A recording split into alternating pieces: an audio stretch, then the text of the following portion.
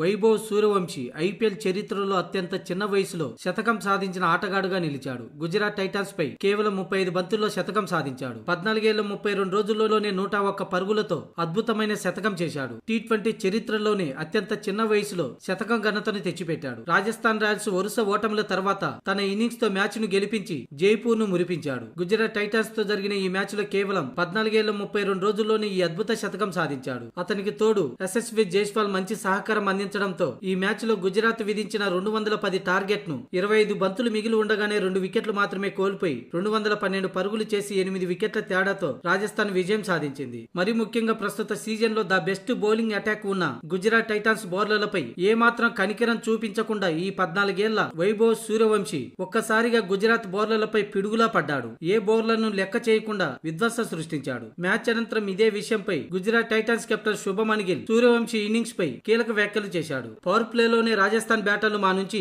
Match ను లాగేశారు. ఈ విషయంలో రాజస్థాన్ ఓపెనర్లకు క్రెడిట్ ఇవ్వాలి. తమ బౌలర్లపై అద్భుతంగా అటాక్ చేశారు. ముఖ్యంగా రఘువంశీ ఆడిన తీరు చూసి డగోట్లో కూర్చొని ప్రేక్షకులా మారిపోయారు. వయసు చిన్నదే అయినా సీనియర్ బ్యాటర్ల చెలరేగిపోయాడని రఘువంశీపై ప్రశంసలు కురిపించాడు శుభమన్ గిల్. ఈ రోజు ఆ పిల్లాడి హిట్టింగ్ చాలా అద్భుతంగా ఉంది. తనకు వచ్చిన అవకాశాన్ని అద్భుతంగా ఉపయోగించుకున్నాడని, తన ఇన్నింగ్స్ భవిష్యత్తుకు ఉపయోగపడాలని కోరుకుంటున్నా అంటూ శుభమన్ గిల్ పేర్కొన్నాడు. ఇక ఈ మ్యాచ్ కి నేను కెప్టెన్ అయినా కూడా ఫీల్డ్ లోకి రాలేదు. వెన్నులో కొద్దిగా నొప్పి అనిపించి డగౌట్ లోనే కూర్చుండిపోయా. 2 రోజుల్లోనే మాకు మరో గేమ్ ఉంది కాబట్టి ఫిజియో సూచన ప్రకారం ఫీల్డ్ లోకి రాలేదని శుభమన్ గిల్ చెప్పుకొచ్చాడు. ఇకపోతే ఈ మ్యాచ్ లో గెలిచినా ఓడినా గేమ్ ని యథాతథంగా తీసుకుంటాం. తదుపరి మ్యాచ్ లో అహ్మదాబాద్ లో ఉంది. ఇప్పుడు ఆ మ్యాచ్ పై దృష్టి పెడతామని గిల్ అన్నాడు.